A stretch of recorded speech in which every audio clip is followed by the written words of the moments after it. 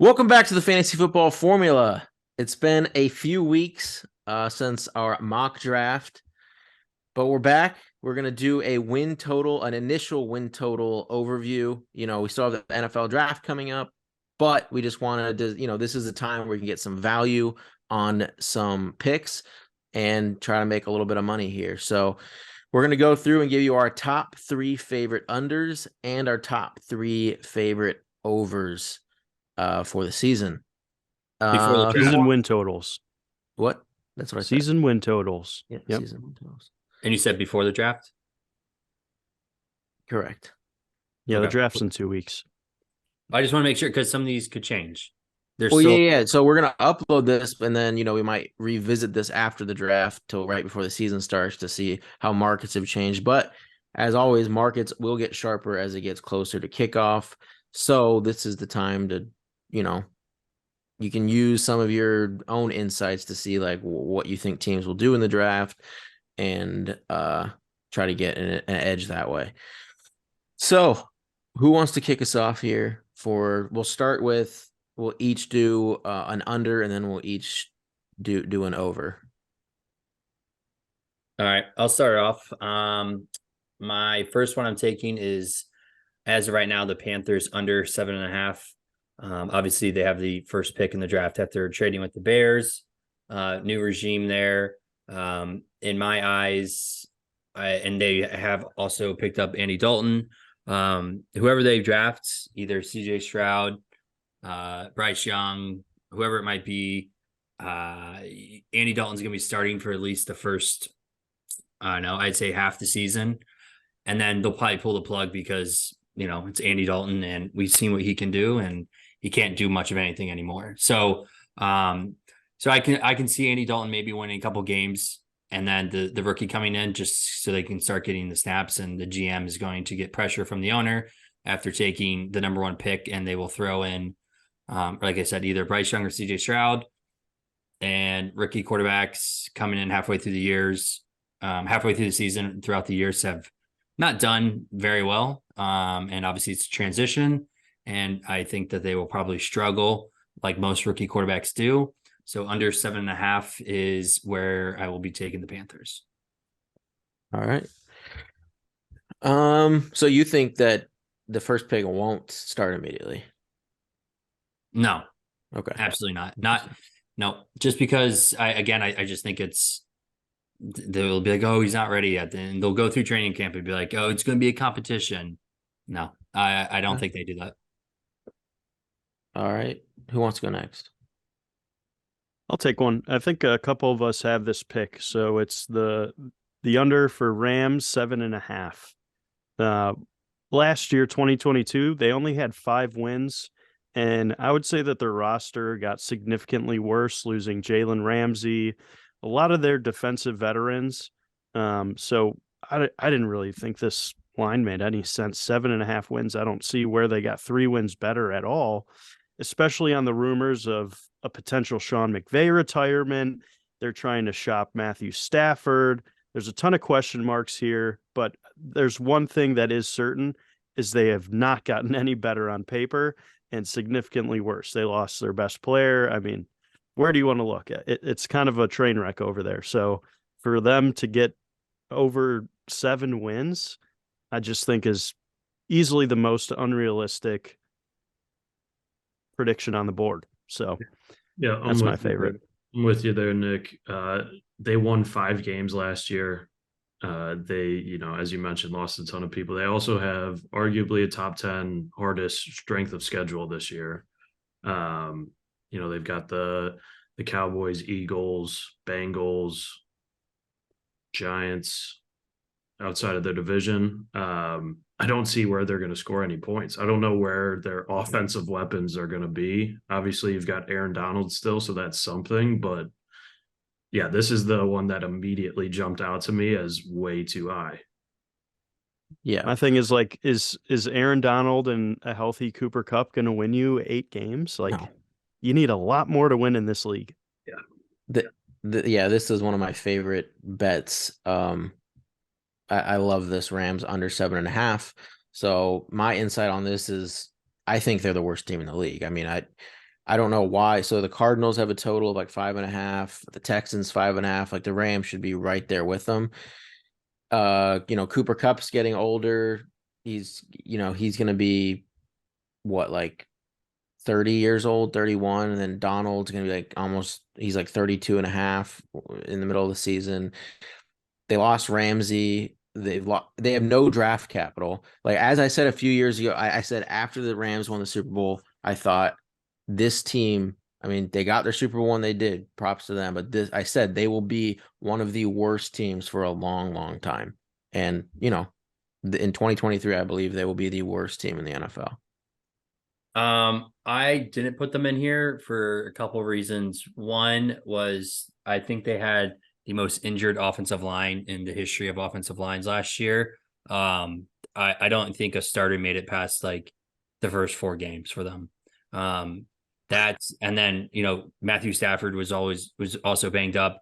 And the reason why, I mean, I think he should account for at least 7.5 wins on this Rams team, because this team is better than probably 95% of the teams he played for in Detroit. And Sean McVay is a better coach than whatever they had at Detroit. I'm not saying that they're going to finish, 12-5. I think they can get over. I think they can get to 8-8, 8-9, something like insane. that. Why? You can't argue that. You cannot argue that they were the most injured team last year. It doesn't matter. At healthy, they have the worst. Positional wise, they have the worst edge, linebackers, safeties, corners, and one of the worst offensive lines. Donald is like really all they have kind of on the interior. That is it. Like, they're complete dust as a roster, and they have zero draft capital. Nothing that's going to help them. Well, I think they're actually going to trade maybe like a Stafford or I think an Aaron Donald trade makes a ton of sense. You could probably still get some value for him, get like a 3rd rounder for him. Let's move on to the next pick, though. But yeah, Rams, 3 out of 4 of us, they're dust. I didn't say they were great. I just said I think 8 wins, no chance. All right, over. Who has first over pick? You want to go back to you, Corey? Sure. I'll take the Chargers here at 9.5. I understand what division they play in. AFC West is getting a little more difficult, but it depends on what you see. The Chargers offense, they got better in the offseason with picking up different coaches here, in Kellen Moore, and I think he's going to transition that offense into a much better team than what it was. And obviously they were a playoff team. I see they have the talent on the roster on both sides of the ball to get to 10 wins. They'll probably go, even, maybe above 500 in the division. And then, win on the outside of the out of division games. So I like the Chargers at 9.5. Okay. Nick? I'm going down to the boys in blue and taking the Cowboys over 9.5. With the addition of Brandon Cooks and them losing Zeke, I think this ultimately looks like a better, more explosive offense that isn't going to be slowed down by Jerry Jones just telling Mike McCarthy to run Zeke into the ground. I think that was kind of a huge handicap to them last year, so I'm excited to see Tony Pollard. I love the addition of Brandon Cooks, and we know the Cowboys are a great regular season team. I think we all know their struggles in the playoffs, but I like the over win total here for 9.5. Yeah, well, so far me and you, Nick, are in alignment. The Cowboys over 9.5. If you look at their schedule, there's only like 2 games that I don't think that they would be favored in. And they signed Cooks, like you said. They have a great trio at receiver, incredible offense, great defense. Just on both sides of the ball, they're just rock solid. They play in the NFC. I don't see how they don't get to 10+ wins here. They might flake out in the playoffs like they have almost every year, but in the regular season, I do think they're going to get over 10 wins or over 9.5. All right, rounding it out here, a little bit of a homer pick, but we're going Bears over 7.5. They've got one of the top 5 easiest strength of schedules this year outside of the division. They play the NFC South, which is arguably the worst division in football. They do have to play the AFC West, so that's obviously a tougher one. But with the offseason additions of DJ Moore, Trey Edmonds, a top 10 pick, Justin Fields in his second year in this system, I think that the Bears get to at least 8 wins here. So yeah, It's time to bear down. Time to bear down, baby. I'm excited for the Bears. They're going to be awesome. Don't like that one, but we'll move on to. Of course you don't, PB. I had the Bears. I had them in here, but then in my unders, but then I think my next pick overtook them, but they were up there. Oh man, the Bears. Well, what do you got? What was your what'd you pivot to? So wait, Alex, did you just do your over? Are we on over? Yeah, we just did over. Back to under now. Oh, back to under. Okay. So goldfish brain. So for my next under, I'm taking the Falcons, kind of following the same trend with the Panthers. Falcons don't have a quarterback. I don't know what they're going to do in the draft. But Ritter is definitely not the answer for them. I mean, for my sake, I hope they run Ritter back out there because that's going to be easy 7.5. They did add additional pieces to that team, but I don't think any pieces that's going to help them win 8 games. I understand they play in the worst division in the NFL, in the NFC South, with the terrible Panthers, the terrible Falcons, the shitty Saints, and then the terrible, that rounds out that division. That's terrible division. The winner of that division is probably going to have 7 wins, maybe 8. Okay. So can we make a side bet on that? No, this is my turn. I know, but you said it. You said it. I'm just trying to give you my turn here. My turn. You want to make some money? And I'm intrigued to see what the Falcons do if they trade up to that 3rd spot with the Cardinals, but if they run out the roster they have now, under 7.5 is probably a pretty good indicator where they'll finish with Ritter. I was thinking about throwing him in there, but the more I thought about it, you used a good word in there, intrigued. They're building a team of underdogs, a lot of guys that had kind of like good years that have been, or a good year last year that counted out. Jeff Okudah, Matt Collins, they got a lot of these guys that were kind of counted out in the league, and they went and built this roster that they obviously needed to do, but I don't know. I think they could be putting something good together, so I stayed away from them. But I pivoted over to a lackluster offense in what will be the Packers. I think the NFC North is probably one of the most improved divisions. I think you have 3 legit contenders now with the Bears, the Lions, and the Vikings, obviously. So I think they're obviously going to be the worst there. They're going to struggle through their division. And last year we saw they got out to a slow start. And when Aaron Rodgers wasn't on, they could not move the ball. So I'm kind of expecting the same season-long struggle here with a new QB and Jordan Love. They didn't make any splashes this offseason so far. They'll probably, pick up someone who's a receiver now that Aaron Rodgers is gone in the draft, and probably not be able to do too much with them there. So I'm taking the under here at 7.5. I think the Packers have a pretty down year, and I don't know, the whole franchise in general, just not very hopeful for them. So I think it's about to flip over to the Bears in that rivalry. Yeah, I'm with you there, Nick. Taking the under here. Tons of young players on that team as well. Saw some guys have a couple of nice breakout games.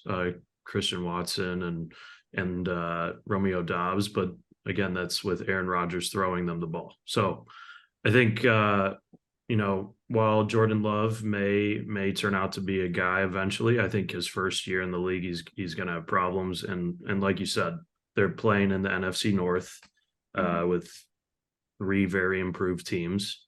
Vikings winning 13 games last year. The Lions loading up. Bears, young talent on the ascent. I think this division is going to flip for the first time in a while. I mean, the Packers didn't make the postseason last year, so maybe it was last year that it flipped for the first time in a while. But yeah, I'm with you there. Under 7.5. Okay. My next pick for under would be the Washington Commanders. They're right now at 7.5. I think this team. So I said the Rams, I think on paper are the worst team, but I think that that Washington may have the worst record in the league. I think that they have an absolutely brutal schedule, and Brissett or Howell will be the starting quarterback. I don't see how they get to 8+ wins. They play in a pretty difficult division, and like I said, an absolutely brutal. I don't think there's a single game this year they might be favored in. It's that bad. So I like the Washington pick a lot.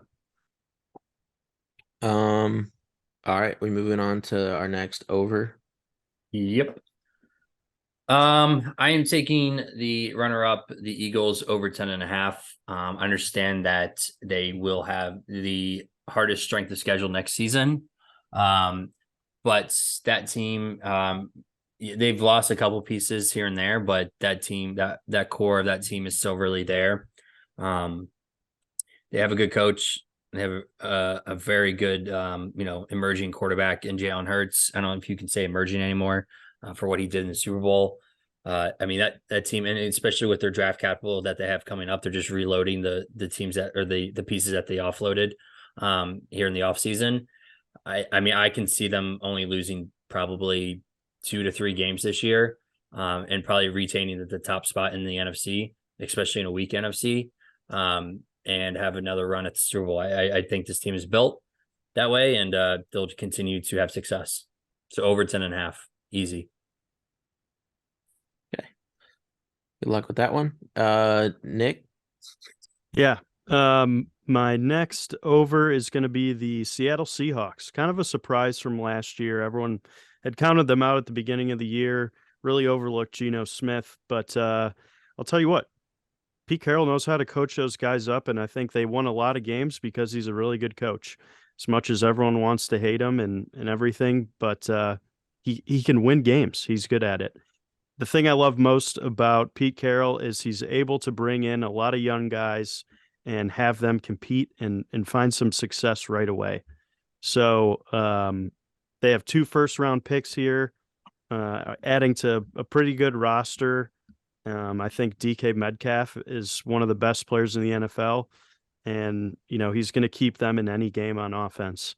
So I think they go pretty defense heavy in the draft this year, and I think they start to solidify themselves as a legit contender. And no, I'm not worried about Geno Smith. I mean, yeah, also outside of the Jets, probably the best draft class last year was the Seahawks. Yeah. You got Kung Fu Kenny and Tariq Woolen, both guys who were for offensive and defensive player of the year. Right. That's what I mean. They're able to bring these guys in and find some early success. So having 2 first-round picks, I'm excited to see what they could do. Geno's going to bring them down. Yeah. Well, that Russ And pick. it's NFC, so it's like I feel a little bit better betting the overs on those. They also could parlay those 2 up to the 3rd pick, or the 5th and a 2nd rounder up to the 3rd, sneak in and grab a guy. So He won't even start though. That's the thing. Yeah. I mean, how did they win last year with Geno? Did they get to 10? I think so. Did they get to 10? Yeah, I think Made the they probably playoffs, got right? to Yeah, they're in the playoffs. Yes. Yeah, they did. But okay, my next over is going to be the Ravens. The line is at 8.5. This is a team that won 10 games last year without Lamar for the last 3 or 4. And they've only won less than 9 games once since Lamar has gotten there. I do think Lamar re-signs there after the OBJ signing.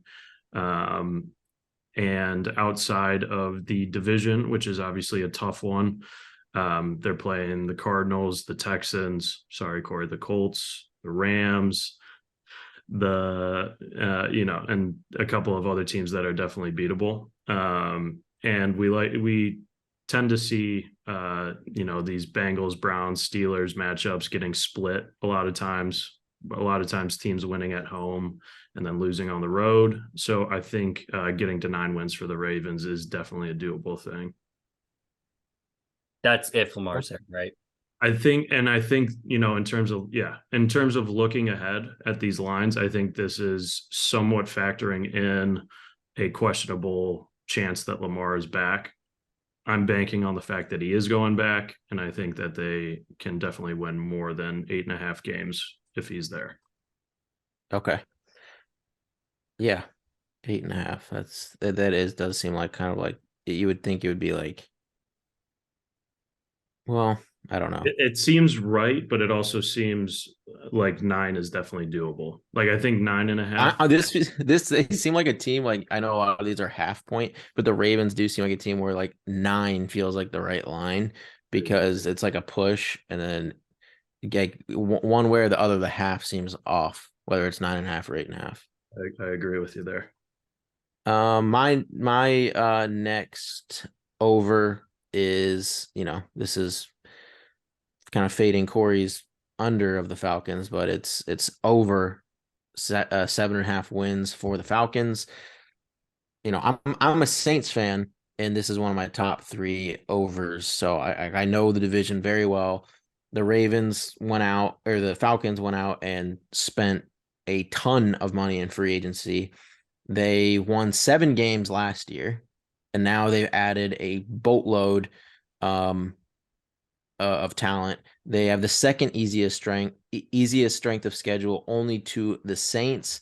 They've signed, let's see, like they've signed, you talked about Matt Collins, which isn't a big deal, but it's some depth. They got 3 offensive linemen. They got Calais Campbell, which I know he's kind of on the tail end of his career, but he's still something. You got David Onyemata. They got Caden Ellis from the Saints. And so they got 2 guys that I loved on the Saints.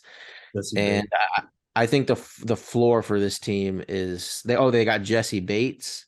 Like the floor for this team, I think, is absolute floor is 7 wins, but I think they're going to be an 8 or 9 win team. They're the only team that I'm even somewhat worried about as a Saints fan winning that division, even with Desmond Ridder as the quarterback. But who are they throwing the ball to? Drake London, no one on the offense. Matt Collins, and Kyle Pitts. Fantastic pieces. You just listed Matt Collins as a but mainly Drake London and Kyle Pitts, 2 absolute studs. So there's your answer to that. I mean, Kyle Pitts hasn't done anything. So yeah, he's only like one of the greatest young tight ends to ever play the NFL. But anyway, moving on. Who are we on the unders again? Yes, we are. And the last under I am taking will be the Jaguars under 10.5. It's a little split though, because on DraftKings it's 10.5. FanDuel has them at 9.5. So if you like it either way, just go with other site or book, I should say, that you like. Jaguars 9-8 last year. They are trending in the right direction. I just personally, I think there's too much Jaguars hype, to be honest. I understand that the division they play in, I will say, being the AFC South, those teams beat each other up. I mean, I understand that all the teams are not very good right now. I just think 10.5 is a lot, especially in the AFC right now. Again, I think the person who wins the AFC South probably comes out with 8 or 9 wins, like it has been the last couple of years. I mean, you saw the Titans there. I'm not saying the Titans are on the upswing or, a Super Bowl contender by any means. But I mean, they're still competitive within the division here. You don't know what the Colts are going to be. You don't know what the Texans are. I mean, you have a pretty good understanding what the Texans will be. But yeah, I think 10.5 is just a little bit too much. I think they get to 10 and they push, or I can see even at 9. So under 10.5 is for me. A longtime fan of our show, specifically our betting shows, Calvin Ridley is probably not going to be too excited about that, but excited to see him back on the field. He's a good playmaker. Yeah, we'll see. Well, I mean, I'm I'm excited he's sticking back. in, I just want to see what he can yeah. in a year away from football. Yeah. Hey, it's a lot of wins. We'll see what Trevor Lawrence is really all about. He showed some good progression last year, so we'll see if he's serious about it. I'm sticking in the AFC with you, Corey. I'm going over to another Florida team in the Miami Dolphins here. Nick, we're on overs. You'd actually get them at plus. Or no, we're on unders. unders. Man. Oh, sorry. All right. Well, I'm going to the Raiders. They have an old Jimmy G. Devontae Adams sounds pretty upset about the whole situation with his best friend Derek Carr leaving. They were pretty abysmal last year, and I'm not sure they really got any better this offseason. So going with the under 7 wins there. I think this is also due to the fact that I think the Chargers, when healthy, will be a much more dominant team. And I'm also expecting the Broncos with a new head coach to have a little bit more success than they did last year with Russell Wilson. So I think they're probably in one of the more tough divisions in the AFC here, and not too many glimmers of hope for them, even if they do have the 7th pick, I think. Just don't think it's going to be enough to save them this year. They got to start committing to a rebuild, so I think this is a Raiders team that we're used to seeing in that 4 to 5 win range. So, oof. Yeah, Josh McDaniels is a terrible head coach. Outside of that season where he stole everyone's like playbook or like filmed their practices, isn't he like Yeah, he's very far sub 500 win? Yeah, he's really bad. It's just that Belichick coaching tree that he falls under, and that's the dumbest thing in the sports world is that stupid tree that they throw up on the screen before games sometimes. Oh, you had a cup of coffee with Sean McVay. Want to be our head coach? Exactly. My final under here is the Bucks. Lines at 6.5. You've got Baker Mayfield and Kyle Trask as the QBs in on that team. Obviously, some decent receiving options.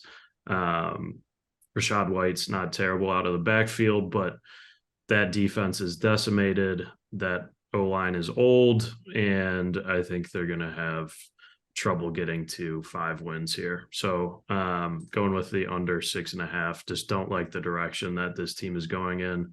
Similar to the Rams, they sold out completely. They sold out their future to get that Super Bowl win. They got it, and now we're seeing what the after effects of all that is.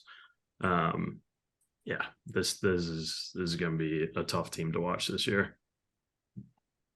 All right, my last. Well, I like the Bucks. When I was saying like the Rams are my least favorite, like that team I think is gonna be the worst. The Bucks are like right there, like they're gonna be real bad. But my last favorite under, and it's my favorite under. Actually, it's my favorite overall bet between all 6 of these. And that's the 49ers under 11.5. I believe it's the highest win total of any team in the league, with what is now, again, this is projecting, they're saying Brock Purdy is their guy as of now. So that's what I'm going off of for this 11.5 win. Like, I just don't get how a Brock Purdy led team can be at 11.5 wins. I understand he had that little stretch last year, but we've seen guys like Mike White just like show these flashes and then just fizzle out into absolutely nothing. It's exactly what Brock Purdy is going to be. I don't care how good the rest of the team is. Brock Purdy will not lead his team to 12 plus wins. Mike White didn't play that long. Mike White was also playing on the Jets while Brock Purdy was playing on the San Francisco 49ers, which is the easiest system to basically succeed in. So I'm not, there's no way I can put money behind, or I have to put my money going against Brock Purdy with the highest win total of any team. Like, you took the Eagles over 10.5. Why are the Eagles 10.5 and the 49ers 11.5? Because they just the division that they play in is a lot stronger than the NFC West. Yeah, I'm just saying, I think the 49ers, like, there's no reason it should be the same as, I believe, the Chiefs. Even the Bills have a lower one. I don't know. Brock Purdy didn't lose the game last year until the playoffs. So I'm just Yeah, so saying. this is a Just some quarterbacks, they do well. fairly easy pick for me. It's my favorite bet of the entire year, as long as Brock Purdy starts. Trey Lance started, whole different story. Brock Purdy, favorite bet. That's so. Anyway, moving Right. on to our last overs bets. What? You You're have something so- to say, but you you're have something to say before we move on. You have your So- guys and you just knob Yeah. on them constantly. Yeah, you do. And Incredible. then I mean, if we bring up there's no way anyone I'm that's gonna- not your guy, it's just wrong. It's just an incorrect. Yeah. Brock Purdy is The definitely funniest thing is undefeated. I don't understand how you just PB's throw favorite that team out would the door. be he'd have Trey Lance throwing to Kyle Pitts. It's just like the two biggest underperformers ever. Yeah. Yeah, Kyle Pitts, such an underperformer. You guys need to all right, moving on. Not watch Don't football let PB ever. talk. Can you mute PB for this next segment, please? I don't want to talk. Go to the last over pick. Last over pick is going to be the Indianapolis Colts. I don't know what they're doing yet on the quarterback front. There's still things flying around out there. You never know with Jim Irsay at the helm what he's going to do, what he's going to say. So I'm expecting. I mean, again, the Colts have one of the easiest schedules in the NFL. Their defense is pretty solid, and I can definitely, see us having a top 10 defense next year with the pieces we have, especially in a division that we're playing in. Again, easy schedule. Quarterback wise, don't know who it's going to be. So, I mean, I honestly, I think it's probably going to end up being, I don't know. I don't even want to say it because I mean, I'm praying to God it's Bryce Young, but that's Corey, come on. hopes and dreams. Who do you think it's likely going to be? Probably Lamar Jackson. I think You think that's the likeliest thing for the Colts? Yeah, I mean, I think that's we've seen the trend in the past where we go after quarterbacks that Corey, want to go home. come on. Did you see the Odell news? Can you, PB? I don't like talking with you, Corey, you can't. all. You know that Anthony Richardson or Will Levis is the most likely Colts quarterback, and you cannot admit it. I don't know why.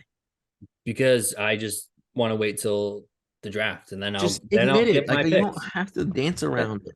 I'm not dancing. I said I'll wait till the draft. But yeah, Colts over 6.5. I think we have the talent.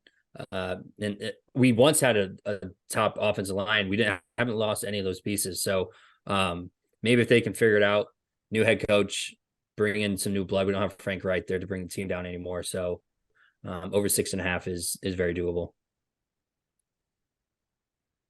So the two quarterbacks you hate the most, and you take the over. Makes sense. All right. Next pick. Colts are a solid football team. They got a good defense. I don't hate it, Corey. I'll be cheering for you.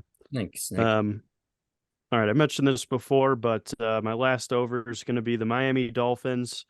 I think if they just spend this whole offseason just teaching Tua how to take a hit when falling when getting body slammed, I think they're going to be in great shape because they made some big moves last year on defense, like going out and getting Bradley Chubb. And, the beginning of the year when everyone was healthy, they were maybe one of the most exciting teams in the NFL to watch, debatably better than the Bills in that division. So I think they take another step forward here.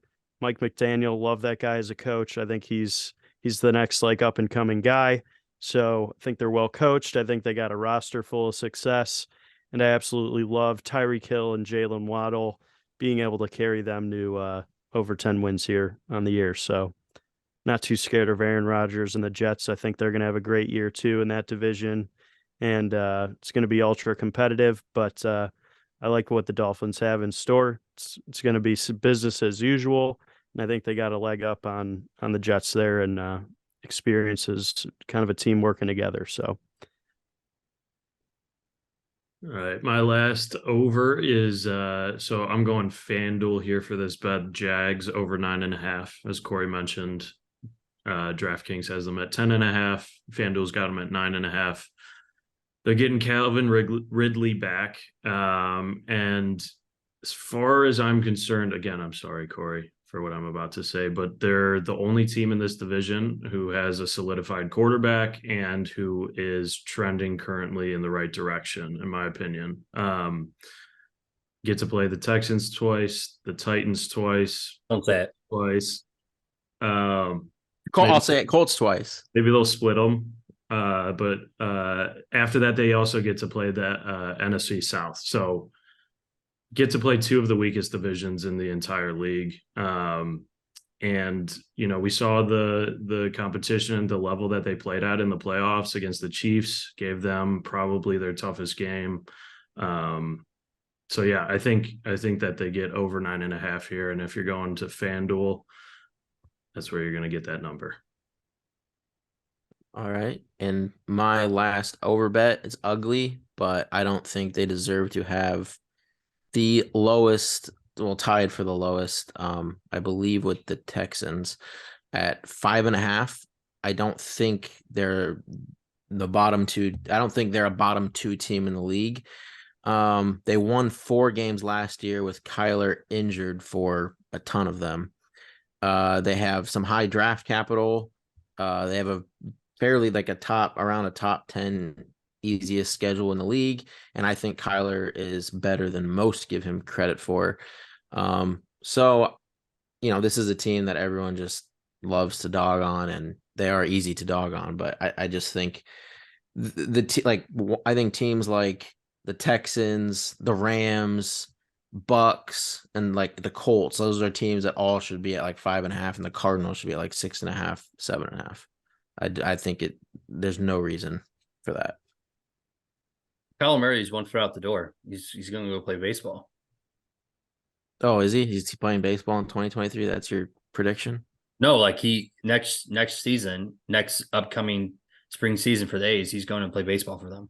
Right, but I'm talking about who's going to be the quarterback for the Cardinals, though. I'm just saying, like he's already 1 foot out the door. He's like, I'm done. Oh no, he's just training that arm. But yeah, that's my last one. You know, the Cardinals, they get to 6+ wins. Bonus pick: Saints take the under. They suck. Yeah, I wonder why you didn't put that in your actual picks. Probably because I'm waiting for them to take a kicker in the first round, so then their win total goes even lower. So then I can get even better value on under. So right, okay. All right, well, that'll wrap this episode up of our favorite unders and overs pre-draft. We will still be doing a draft bets episode, a final mock draft, and then, you know, we'll do a recap of everything in May after the draft happens. So thank you for watching. We'll see you next time.